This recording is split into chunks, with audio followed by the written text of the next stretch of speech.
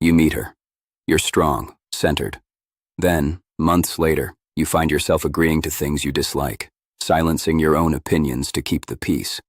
You catch a glimpse of yourself and wonder, where did the man I respect go? This is the pull of the shadow. The psychologist Carl Jung called this the shadow, the parts of ourselves we suppress for the sake of acceptance.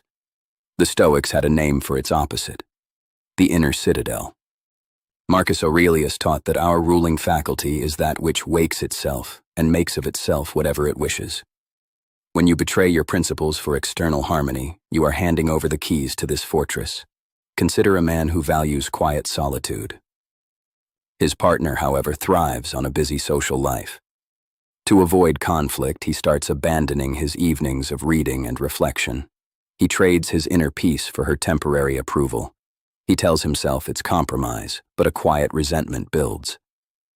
He hasn't just given up a hobby. He's amputated a piece of his own soul. But here is the turn. A relationship built on a false self cannot last. True connection requires two whole individuals. The Stoic understands that his primary duty is to his own character. As Epictetus said, we must distinguish what is ours from what is not. Your partner's emotional state is not fully in your control. Your integrity is. The practice is this. Before you agree to something that feels dissonant, pause. Ask yourself one question. Does this align with the man I want to be? Not, will this please her? But, is this true? This small moment of reflection is where you reclaim your sovereignty.